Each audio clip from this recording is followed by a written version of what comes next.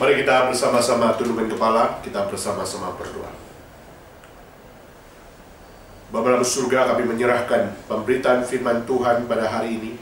Dan bila kami dapat meresponi setiap kebaikan Tuhan, meresponi setiap kebenaran Tuhan, dan meresponi setiap cinta kasih Tuhan yang Engkau berikan melalui mimbar pada hari ini.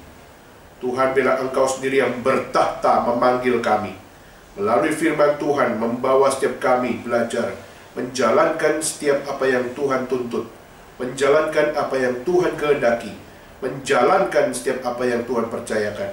Dan biarlah setiap kami dapat meresponi dengan benar, kembali kepada firman yang hanya berasal dari Engkau saja. Dan biarlah Engkau yang bertahta memimpin kami masing-masing.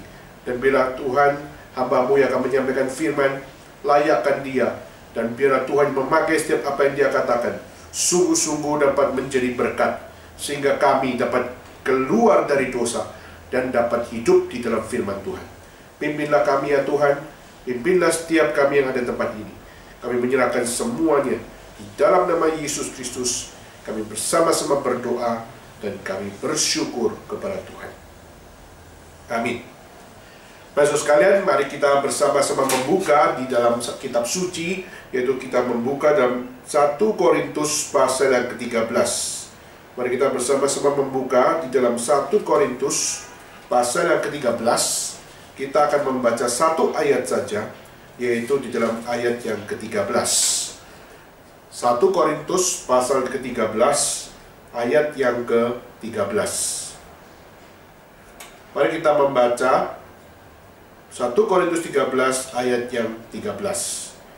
Demikianlah tinggal ketiga hal ini, yaitu iman, pengharapan, dan kasih, dan yang paling besar di antaranya ialah kasih. Saudara-saudara, di dalam filsafat hidup manusia, kita akan melihat ada beberapa pertanyaan fundamental yang selalu ditanya oleh manusia, di mana manusia mencoba untuk berpikir, mencoba untuk mencari akan definisi, dan mencari akan satu logika untuk memahami akan beberapa pertanyaan yang fundamental di dalam filsafat manusia. Dan apa yang mereka tanyakan, saudara? Kalau saya mencatat, saudara, pertanyaan pertama yaitu, why I am here? Kenapa saya ada di dalam dunia ini? Kenapa kok saya dilahirkan di dalam dunia ini? Kenapa saya bisa menghirup udara segar? Kenapa saya bisa melihat pemandangan yang begitu indah? Kenapa saya berada di negara ini? Kenapa saya kok ada di kota ini? Kenapa saya ada di dalam kehidupan seperti ini? Maka itu pertanyaan pertama, saudara, kalau kita melihat di dalam the fundamental question of the philosophy of life, itu berbicara tentang why I am here. Dan di saat orang bertanya tentang why I am here, lalu mereka pun akan bertanya di dalam pertanyaan kedua, yaitu where am I going? Saya akan kemana? Di saat saya menjalani hidup, where we are heading? Kemana saya akan berjalan? Kemana saya akan menuju? Kemana saya akan menjalankan kehidupan ini? Maka saudara, kita akan melihat ini dari satu pertanyaan yang fundamental yang kedua yang dipertanyakan di dalam philosophy of life. Lalu hal yang ketiga yaitu bertanya tentang who am I? Siapakah saya? Siapakah diri? Dan mengapa saya bisa hidup seperti ini? Dan bagaimana saya mengenal diri saya sebagai diri saya? Dan saudara, itu menjadi sebuah pertanyaan yang banyak ditanya, khususnya kita melihat di dalam kehidupan anak-anak muda maupun dalam kehidupan akan orang-orang dewasa, di dalam mempertanyakan siapa saya, untuk menemukan jati diri dan dignitas siapa saya. Dan setelah kita bertanya itu, lalu kita mungkin mempertanyakan, kalau saya menemukan siapa diri saya, pertanyaannya, apakah saya worth it untuk hidup dalam dunia ini? Apakah saya sungguh-sungguh berharga di dalam dunia ini? Apakah yang saya lakukan sungguh-sungguh menunjukkan siapa saya sebenarnya dan menemukan purpose di dalam kehidupan saya? Saudara, maka kita bisa ringkas, saudara, pertanyaan orang di dalam filsafat manusia mempertanyakan tentang why I am here, where am I going, who am I, dan what should I do, atau am I worth it di dalam kehidupan. Saudara, di saat kita melihat ini menjadi satu bagian pertanyaan di dalam philosophy of life. Dan seringkali pertanyaan philosophy of life ini dibaca oleh manusia bukan kembali kepada kitab suci. Kalau saudara membaca di dalam satu karya-karya filosofi, saudara akan menemukan bahwa banyak pertanyaan, why I am here, where am I going, who am I, and am I worth it, what should I do? Jadi ini menjadi sebuah pertanyaan-pertanyaan yang kalau sudah melihat sudah tidak lagi based on the Bible, tapi mereka bertanya di dalam atheistic worldview. Yaitu apa? Di dalam cara pandang di mana mereka tidak melibatkan Tuhan. Kenapa, saudara? Karena bagi mereka Tuhan adalah sesuatu yang supernatural, adalah sesuatu yang tidak logis. Keberadaan Tuhan, bertanya tentang Tuhan sendiri, the existence of God, menjadi sesuatu yang jauh daripada manusia. Manusia tidak pernah melihat keberadaan Tuhan. Manusia tidak pernah melihat Tuhan. Manusia hanya melihat apa yang diciptakan oleh Tuhan. Tapi pada saat kita melihat kenapa muncul namanya ateistik, orang-orang ateis adalah mereka yang mengatakan there is no God in this world. Tidak ada Tuhan. Yang ada adalah hal bagaimana kita hidup. Ini adalah life by accident. Kita hidup itu karena adanya satu logika alam. Maka saudara menjadi seseorang yang diajak untuk berpikir secara natural, secara hal mengikuti seperti apa yang seharusnya terjadi. Kalau memang saya harus lahir, maka jalanilah kehidupan kelahiran kamu di dalam hidup dalam dunia ini. Be natural. Pada saat ditanya, kalau kita melihat orang-orang di dalam ateistik, mereka pada saat menerima sebuah pertanyaan, why I am here, kira-kira bagaimana mereka memberikan jawaban, saudara? Why I am here, mereka akan berkata, I don't know. Why I am here, saya tidak tahu. Tetapi yang saya tahu adalah saya sudah lahir, maka jalanilah kehidupan di mana engkau lahir dalam dunia ini. Di saat kamu bertanya why I'm here, saya hanya mengatakan bahwa you are purposelessness. Engkau adalah orang yang gak punya purpose. Dan di saat kamu gak punya purpose, kamu harus hidup. Dan kamu toh sudah hidup, maka create your own purpose. Maka orang-orang ateistik akan berpikir, yaitu jalanilah kehidupan ini seperti air mengalir. Jalanilah kehidupan ini seperti apa yang sudah terjadi. Maka jangan kamu menangisi diri, jangan mempertanyakan diri lagi. Yaitu apa? Go on, move on. Yaitu apa? Yaitu engkau jalani secara natural, create your own purpose, dan jalani by your own decision di dalam hidup. Maka saudara, ini adalah cara pandang ateistik membacanya. Nah, di saat kita melihat pertanyaan kedua, yaitu where am I going? Kemana saya akan pergi? Where are we heading? Maka saudara, orang-orang ateistik akan mengatakan, I don't know. You decide. You decide by your own. Engkau yang harus mendesain sendiri. Kamu yang harus memutuskan sendiri. Karena kehidupan ini natural, kehidupan ini adalah sebuah accident, tidak ada purpose, maka you must to create purpose, create your own purpose. Dan saudara, you must to decide by yourself, make your own choice. Maka saudara, di sini kita melihat berarti where am I going? Saya yang mendesain sendiri. Berarti saudara, standar yang di dalam decision kita itu adalah satu standar yang mengikuti siapa? Tidak ada aturan lagi tentang Tuhan. Maka decision making itu hanya di dalam diri saya. Maka saya yang harus memberikan decision. Saya decide saya mau ke sini, saya decide saya mau ke situ.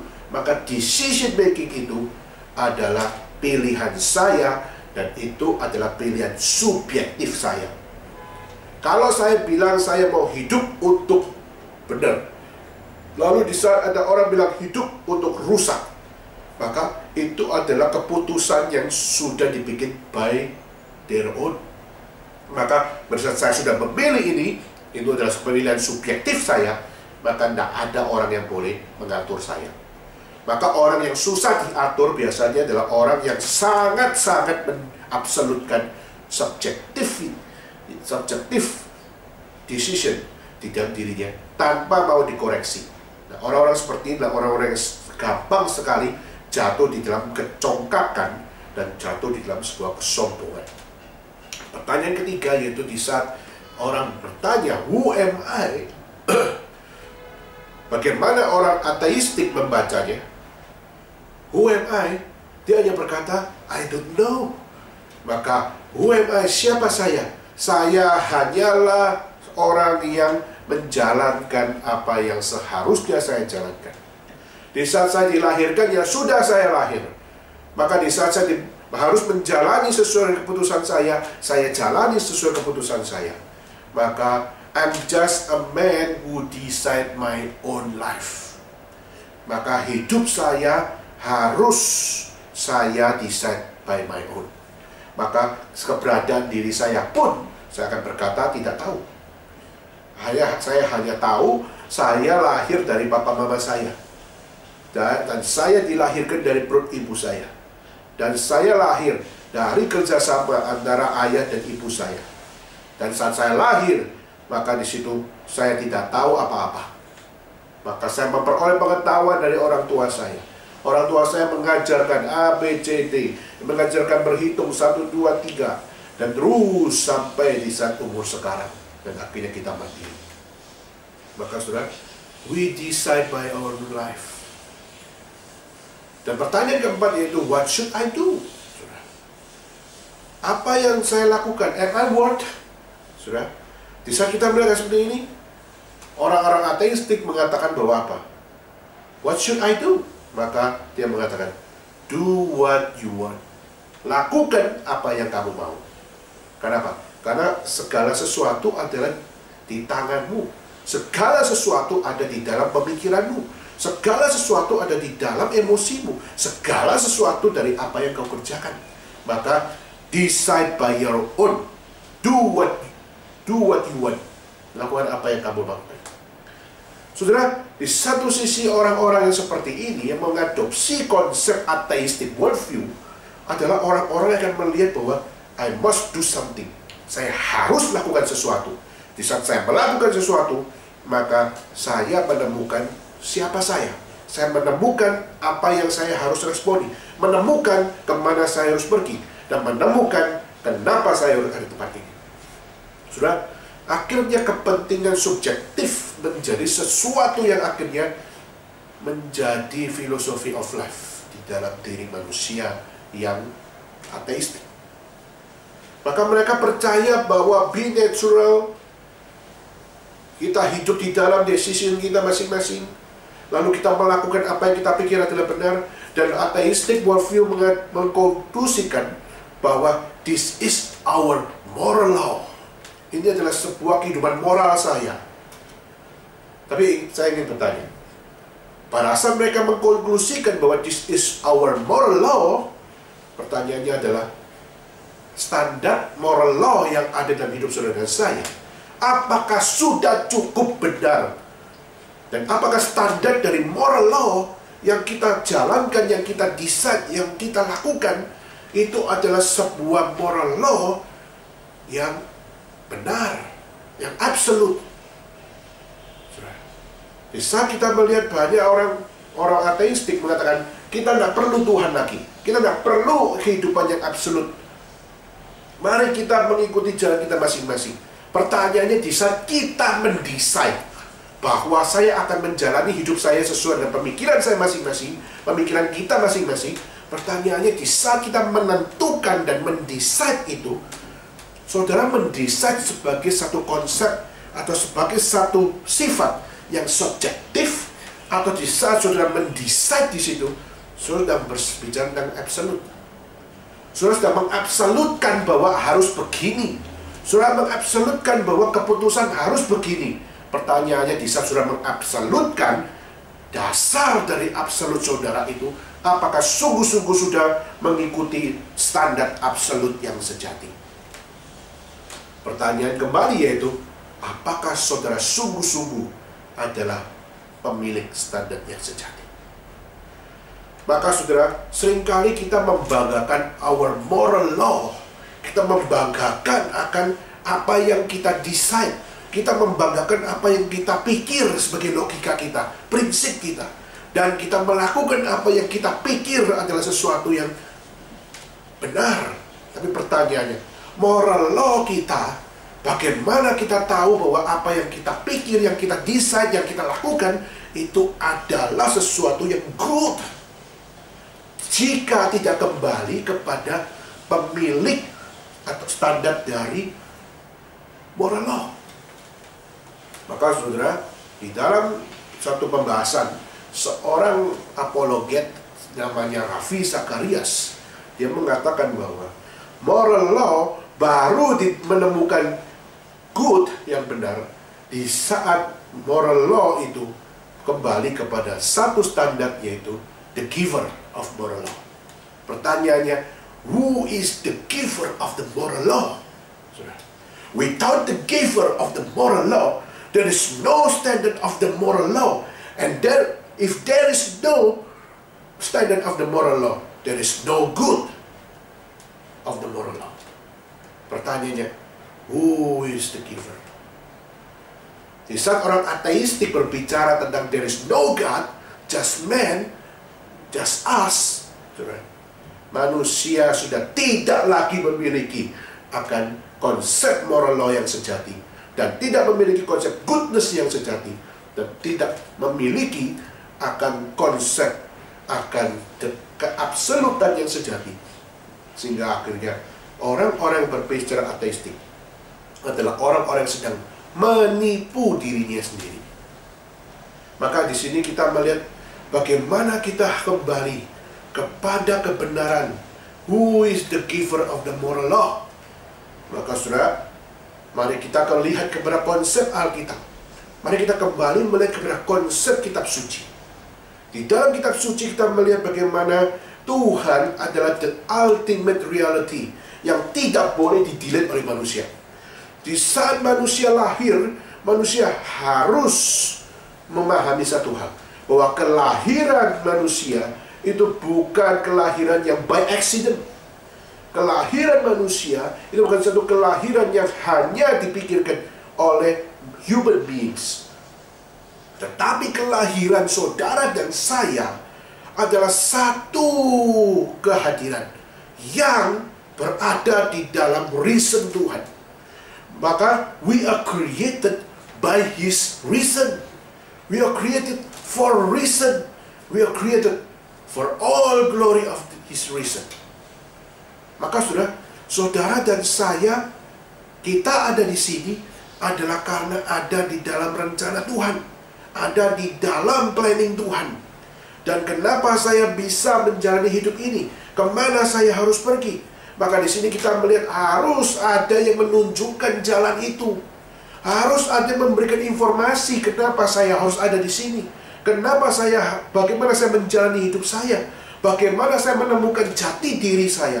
Dan apa yang harus saya responi di dalam hidup saya.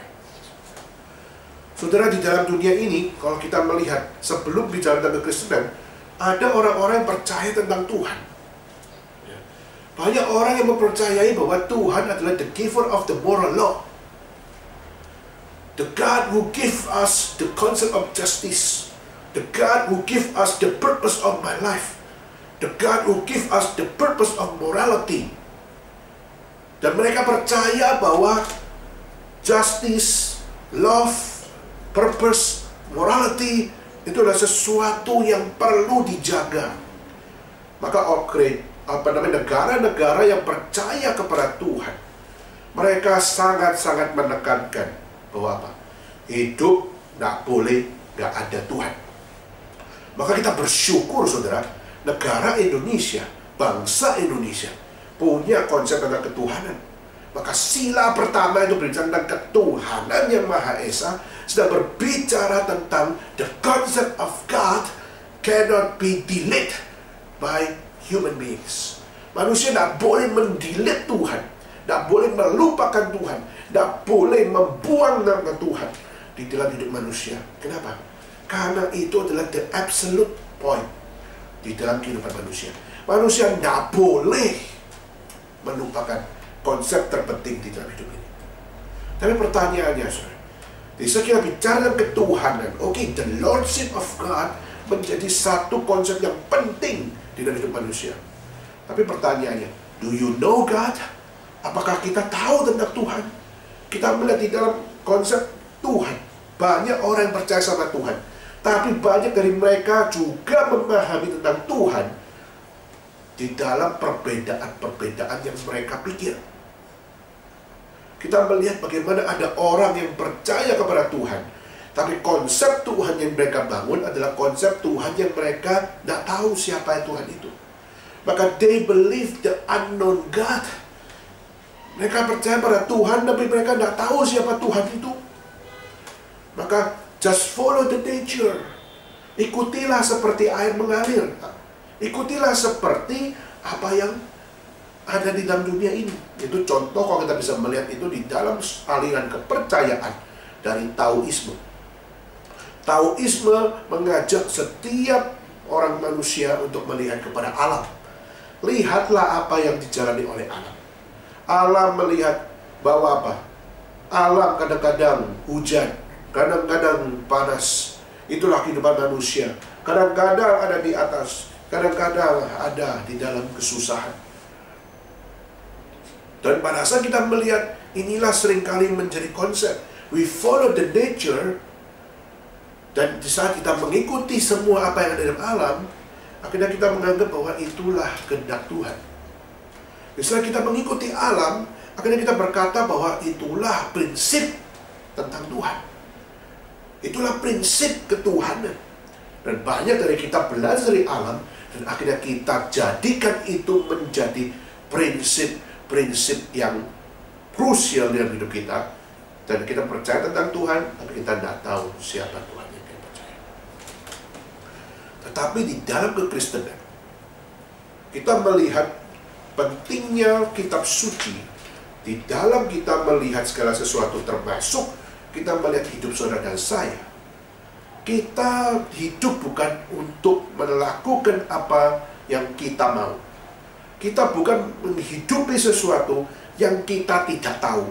Tapi justru kita sebagai orang Kristen, kita adalah orang yang paling tahu why I am here. Kita adalah orang yang sebenarnya paling tahu where am I going. Kita adalah orang yang paling tahu who am I. Dan kita seharusnya adalah orang yang paling tahu what should I do di dalam kehidupan ini. Kenapa kita selalu menjadi orang yang paling tahu? Karena Tuhan yang kasih tahu kepada kita. Tuhan berfirman kepada kita. Dan Tuhan memberikan kitab suci kepada kita. Dan kitab suci memberikan akan satu penjelasan demi penjelasan. Kenapa saya harus hidup? Kenapa saya ada di sini? Kenapa saya harus menjalankan hidup ini? Siapa saya? Kemana saya akan pergi? Respon saya apa? Maka semua Tuhan yang membukakan, Tuhan yang berfirman, dan kitab suci mencatat seluruh apa yang Tuhan firmankan. Maka kita bersyukur kepada Tuhan bahwa kita sebenarnya orang yang paling tahu tentang hidup ini. Maka sebenarnya kita bukan bicara tentang philosophy of life, tapi sebenarnya kita bicara tentang theology of life. Kita sudah bukan bicara lagi tentang bagaimana kita mencari dan mengobserve something untuk kita berbicara tentang kehidupan. Tapi kita sedang berbicara tentang apa yang Tuhan firmankan dan apa yang Tuhan nyatakan sebagai kebenaran mengenai kehidupan. Maka there's the difference between the philosophy of life and the theology of life. Ada perbedaan yang begitu besar. Philosophy of life hanya dalam observasi manusia, cara pikir manusia. Sedangkan theology of life kembali kepada apa yang Allah firmankan, dan kita mengikuti apa yang Tuhan tetapkan dalam kehidupan manusia. Maka saudara, mari kita mencoba untuk melihat kenapa tadi kita membaca di dalam 1 Korintus pasal 13 ayat 13. Saudara, pada saat kita tadi baca, demikian tinggal ketiga hal ini. yaitu iman, pengharapan, dan kasih. Saudara, 3 konsep ini adalah satu konsep yang penting. Kenapa, saudara?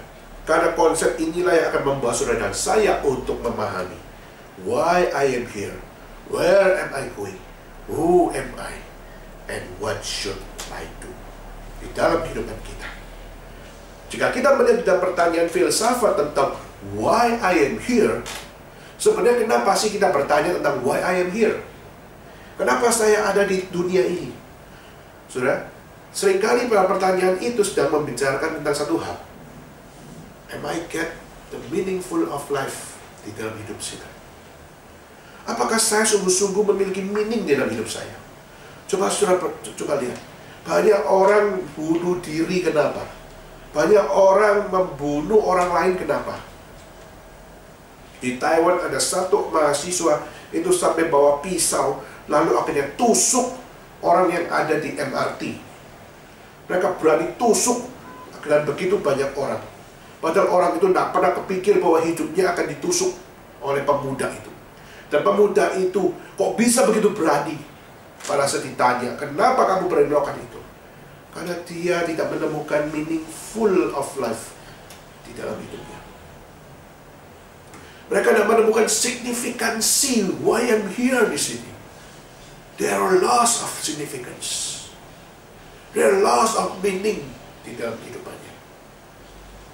Saudara, kalau ditanya kepada saudara sekalian, why you are here? Kenapa saudara ada di Guangzhou? Kenapa saudara ada di Beijing? Kenapa saudara ada di Taipei? Kenapa saudara ada di tempat saudara berada sekarang? Why you are here? Di saat kita mencoba untuk mempertanyakan signifikansi saya, kita sebenarnya sedang haus tentang meaning. Saya inginkan sesuatu yang berarti. Saya rindu saya jalani hidup ini ada artinya. But the question is, what is the meaning of my life? Apa yang berarti dalam hidup saya? Kadang-kadang kalau kita melihat satu cincin, kita diberikan cincin. Kadang-kadang kita menerima cincin dengan meaningless. Tapi terasa ada seseorang memberikan cincin dan mengatakan bahwa I love you and will you marry me? Kadang memberikan sama-sama cincin, saudara. Tetapi pada saat ada satu meaning yang berharga, yaitu cincin ini menjadi satu tanda how much I love you. Menjadi satu tanda aku mau menjadi pemimpin dan menjadi penolongmu. Dan menjadi sebuah meaning yang begitu sakral, yaitu ini adalah sebuah janjiku bahwa di dalam sakit maupun di dalam sehat, di dalam kaya maupun di dalam miskin, aku akan tetap menjaga engkau di hadapan Tuhan. Maka cincin itu menjadi berarti, ada meaning di dalamnya. Saudara dan saya hari ini ada manusia biasa yang bisa sakit, yang bisa sehat, saudara bisa kaya, saudara bisa miskin, saudara bisa mengasihi, saudara bisa menjadi contoh buat orang lain, berbuat baik. Tapi pertanyaannya, do you have meaning in your life? Pertanyaan adalah, apakah sungguh-sungguh kau menemukan ada satu makna yang begitu mulia di dalam hidup saudara dan saya? Why I am here? Maka saudara, di saat kita melihat hidup saudara dan saya sebagai berarti di saat saudara punya hubungan dengan pencipta, memiliki hubungan dengan Tuhan. Kenapa? Di saat kita cut off hubungan kita dengan Tuhan, saudara tidak akan dapat memperoleh meaning of life yang betul-betul original dari Tuhan.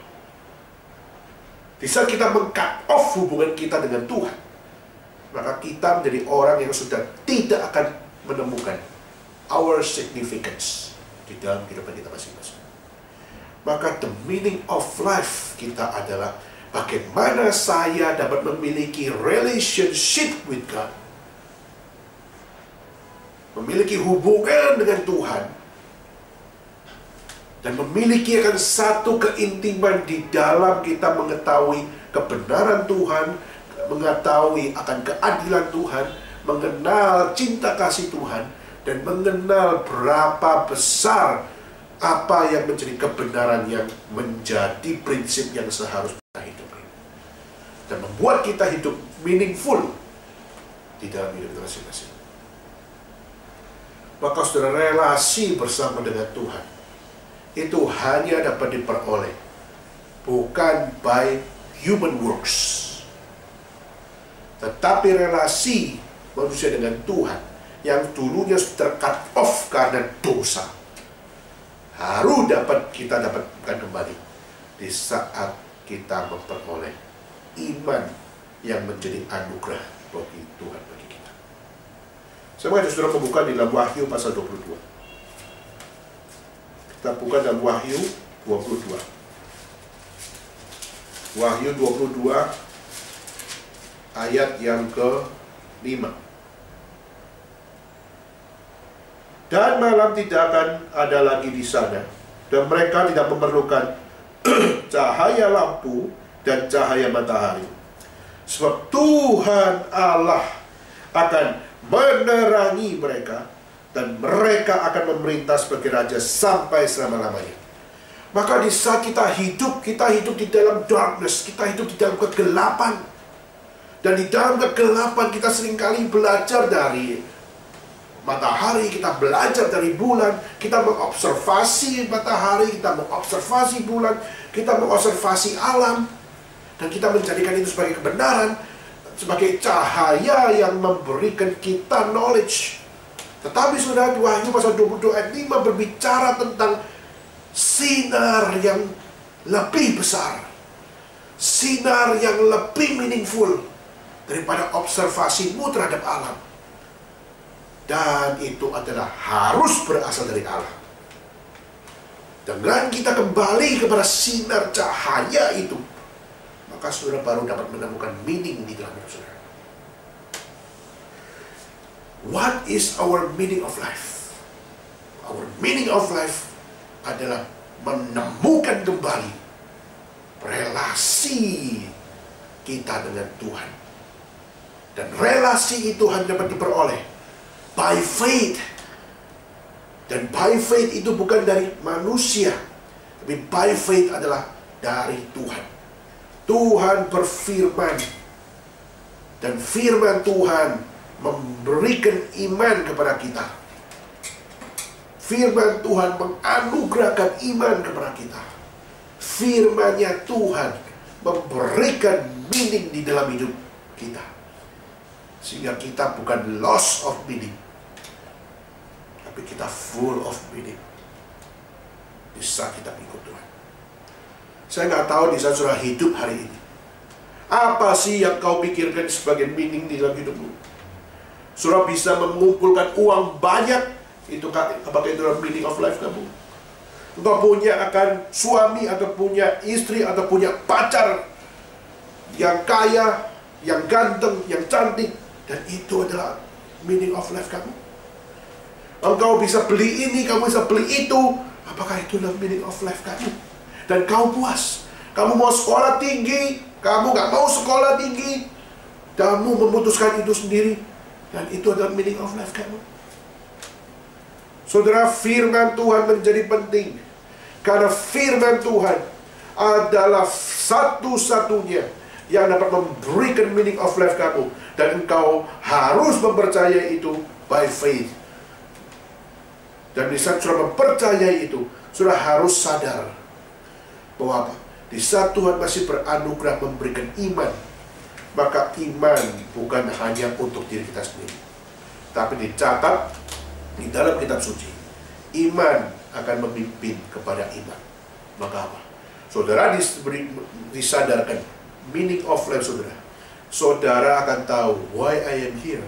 Tapi saudara juga lihat, iman akan memimpin kepada iman, yaitu apa? Orang yang disadarkan akan konsep meaning of life yang benar, kembali kepada kitab suci, kembali kepada firman, kembali di dalam iman, maka adalah pasti tidak mencintai dirinya sendiri. Dia pasti akan membawa orang lain dan juga membawa setiap orang yang memiliki pertanyaan yang sama untuk menemukan meaning of life yang sesungguhnya. Maka sudah, what is your significance? What is your meaning of life?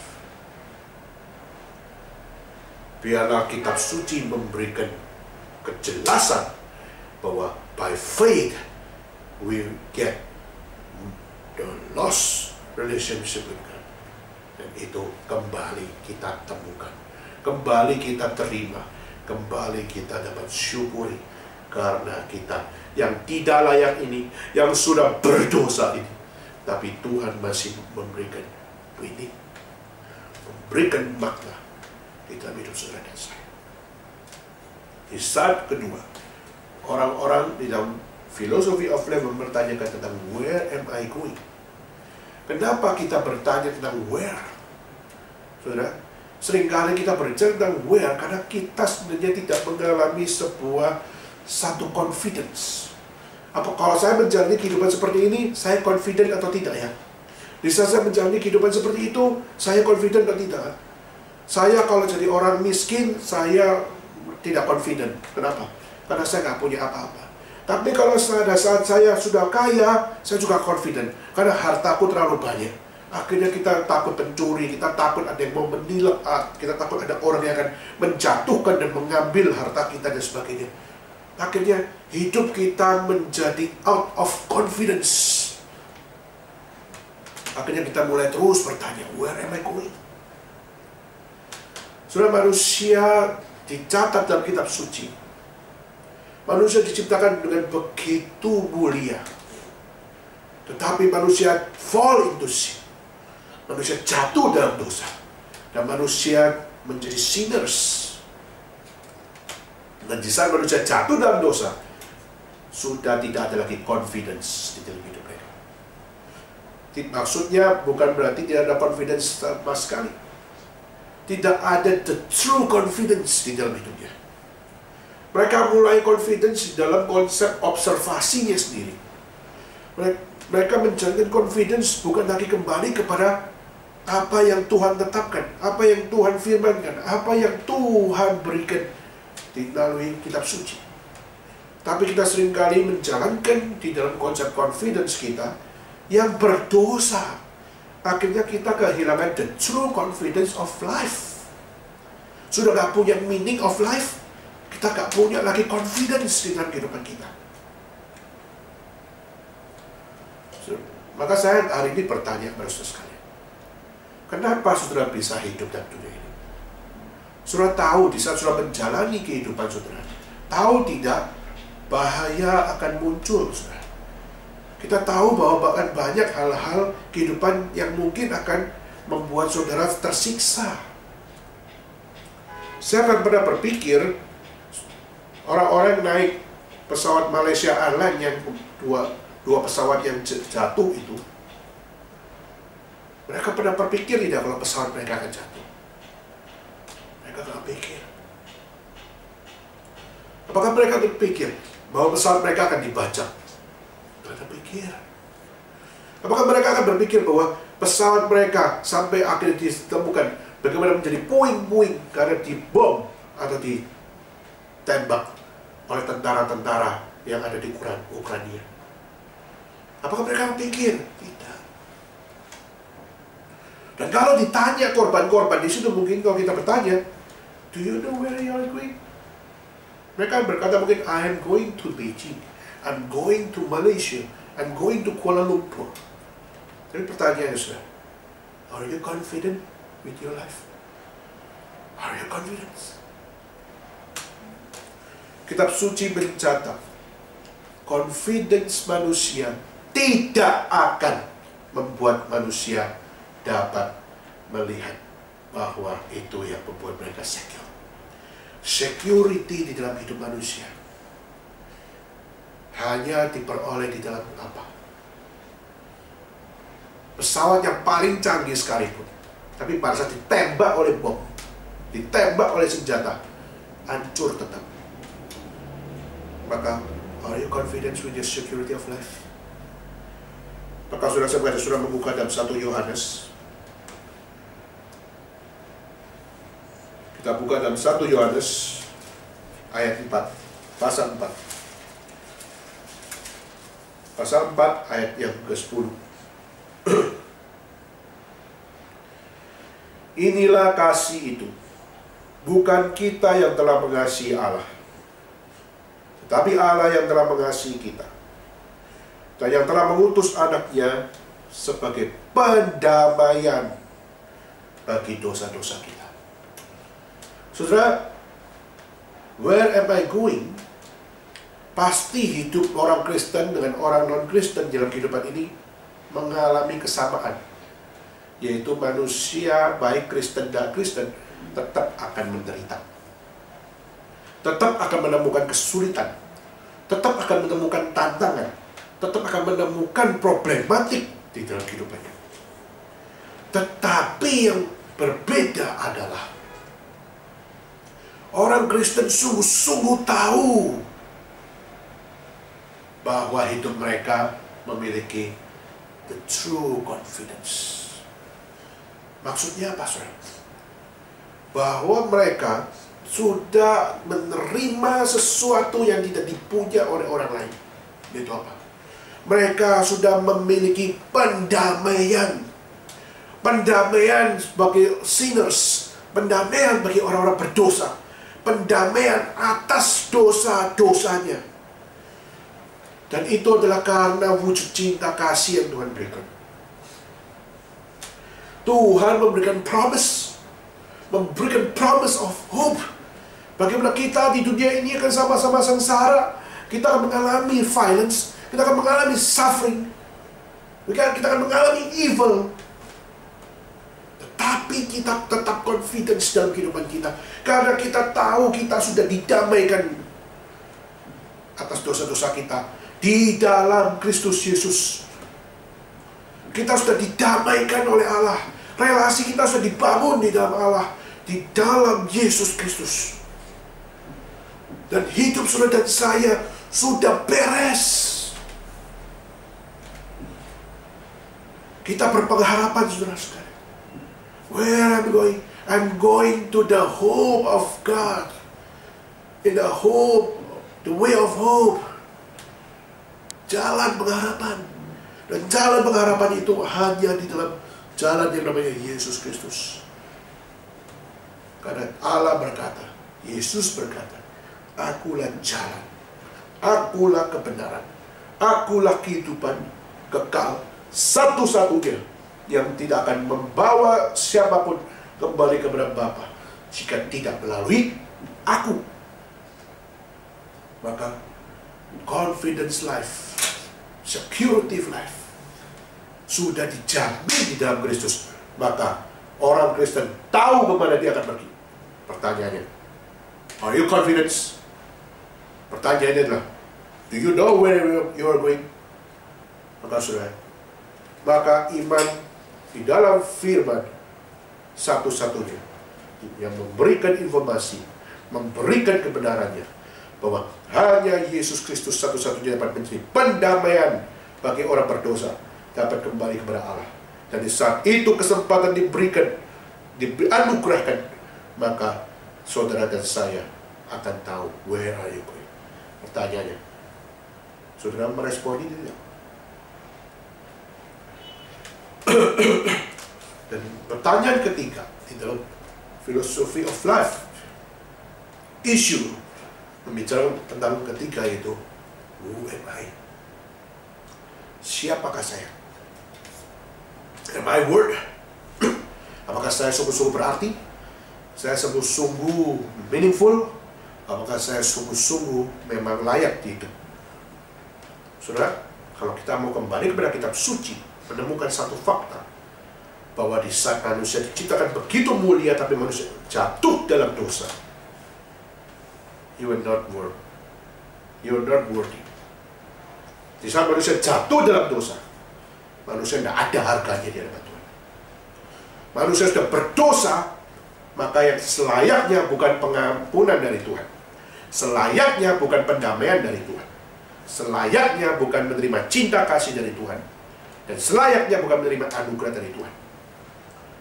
Yang seharusnya diterima yaitu apa? Yaitu penghakiman, dosa-dosa, neraka. Tetapi saudara, kita melihat firman Tuhan justru mengatakan, karena Allah mengasihi dunia ini, karena Ia mengasihi orang-orang berdosa, maka Ia mengaruniakan anaknya yang tunggal, Yesus Kristus, untuk menjadi satu-satunya jalan pendamaian, supaya manusia berdosa dapat kembali kepada anugerah keselamatan dan kembali kepada Allah, dan dapat menemukan the meaning of life dari mereka yang setia, yang sejati, yaitu dalam Tuhan saja. Saudara, you are loved by God, you are loved by Christ, you are loved by Holy Spirit. Saudara, inilah satu penghiburan. Siapakah saya? Saya adalah seorang berdosa, tetapi saya dicintai oleh Tuhan.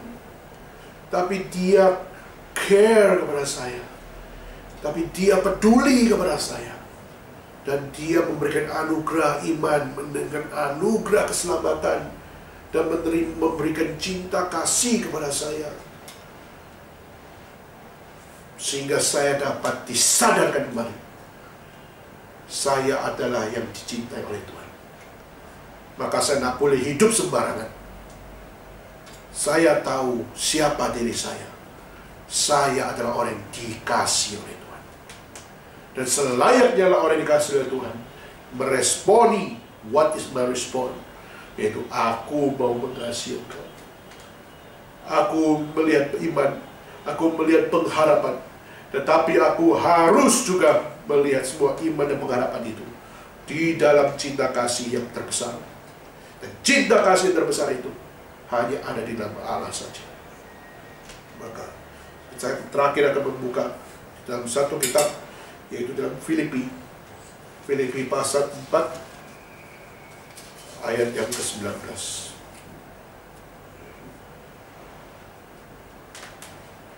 Filipi pasal ke-4.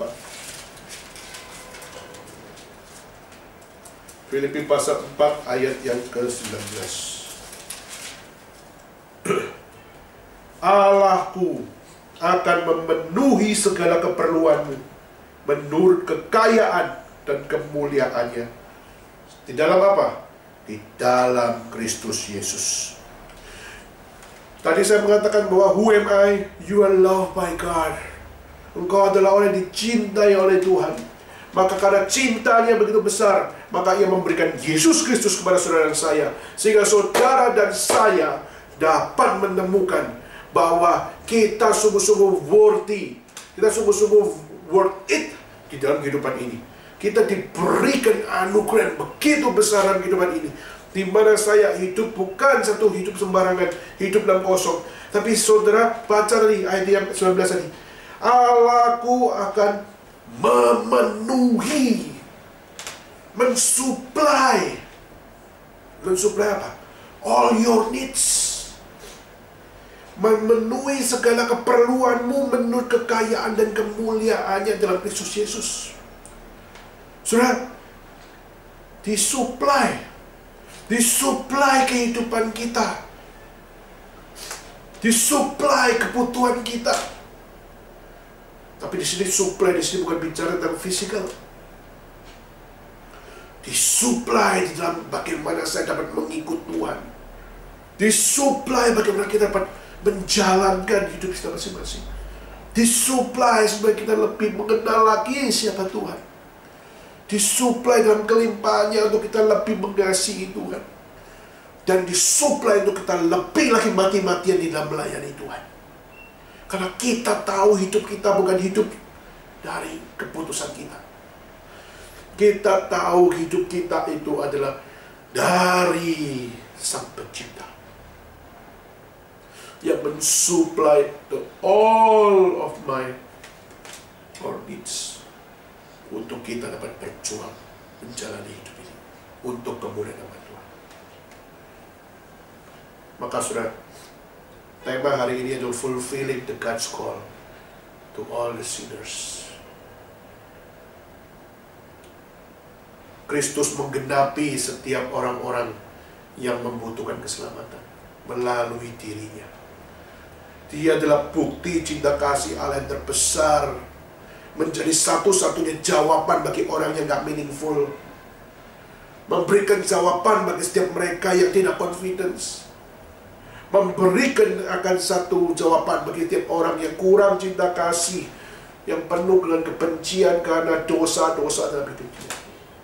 Tapi Tuhan memberikan iman bagi orang yang tidak meaningful hidupnya untuk menemukan meaning of life-nya. Tuhan memberikan hope, memberikan pengharapan bagi orang-orang yang kurang confidence dalam kehidupannya di dalam Yesus Kristus. Dan Tuhan memberikan akan cinta kasih yang terbesar yang Allah berikan kepada manusia melalui Kristus Yesus. Dan engkau adalah orang yang dicintai dan dikasihi oleh Tuhan, sehingga Tuhan memberikan supply di dalam all your needs, di dalam kelimpahannya, untuk engkau lebih mengenal Tuhan, mengasihi Tuhan, lebih lagi menjalankan hidupmu dengan more and more and more for His glory. Saya ingin tanya saudara sekalian, apa yang saudara lakukan hari ini? Sadar tidak kalau seringkali kita jauh daripada relasi yang seharusnya kita bangun dengan Tuhan? Tahu tidak, di saat kita hidup, kita sudah terlalu confident dalam diri kita sendiri, kita lupa the true confidence di dalam Kristus Yesus, dan menemukan saudara dicintai oleh Tuhan, tapi kita seringkali menolak cinta kasih Tuhan. Maka hari ini firman Tuhan sekali lagi memberitakan kepada saudara sekalian, the fulfillment of the God's call biarlah menjadi satu hal teriakan hati. Tuhan, saya mau meresponi dengan benar. Saya mau melihat penggenapan setiap apa yang Tuhan sudah berikan dalam hidup saya. Saya rindu, saya menjalani sebuah hal. Tuhan, Engkau sudah menggenapi melalui Kristus Yesus untuk kami dapat menemukan iman, menemukan pengharapan, menemukan cinta kasih yang terbesar. Dan biarlah kami berbahagia di dalam. Masih banyak yang harus kami kerjakan di dalam kehidupan kami, tapi kami mau melakukan itu dengan lebih meaningful lagi. Kami mau dengan lebih berpengharapan lagi. Dan kami mau di dalam cinta kasih Tuhan menjalankan hidup kami dengan satu ucapan syukur karena segala kemuliaan hanya bagi Tuhan. Hari ini saya sudah mendengar firman Tuhan pada hari ini. Saya rindu hatimu terketuk. Hatimu terketuk untuk apa? Berkata, Tuhan, ini saya. Saya mau lebih memuliakan Tuhan. Saya mau lebih lagi melayani Tuhan. Saya lebih lagi mau hidup buat Tuhan. Dan saya mau memberikan kemuliaan-Mu di dalam hidup saya. Saya mau memuliakan Tuhan lebih dan lebih. Hidup kami tak tahu sampai kapan, tapi kami mau berjuang beri yang terbaik. Amin. Mari kita bersama-sama.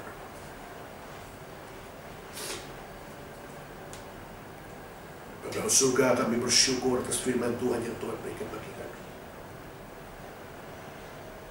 Ampunilah kami ya Tuhan jika kami seringkali menghidupi kehidupan tanpa melibatkan Tuhan, sehingga akhirnya hidup kami adalah sesuatu hidup yang meaningless,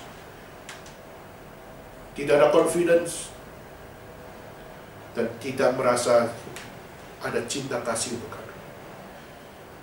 Tetapi kami bersyukur atas firman Tuhan yang menghibur kami dan membawa kami untuk menyadari, jika Tuhan tidak mengasihi kami, dan jika Kristus tidak menjadi bukti cinta kasih, penggenapan cinta kasih yang terbesar yang diberikan bagi kami, kami tidak mungkin dapat hidup dalam meaning.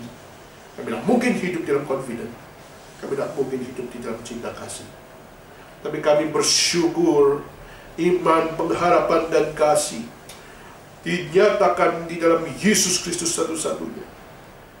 Dan sehingga kami yang tidak layak ini dapat menerima Engkau di dalam anugerah-Mu, sehingga kami dapat melihat kemuliaan Tuhan. Harus menjadi hal yang kami kerjakan untuk kami masing-masing. Berikan kami kekuatan lebih ya Tuhan, untuk kami lebih lagi melayani Tuhan, berjuang untuk kemuliaan-Mu, dan mau rela menjalankan kehidupan kami dengan sesuai dengan firman, kembali kepada iman yang memberikan pengharapan di dalam cinta kasih yang satu-satunya hanya dinyatakan oleh Allah di dalam Kristus Yesus, di dalam penyertaan Roh Kudus. Terima kasih ya Tuhan atas firman Tuhan hari ini. Dan bila segala kemuliaan kembali kepada Tuhan di dalam nama Yesus Kristus. Kami bersama-sama berdoa dan menutup firman Tuhan pada hari ini. Amin.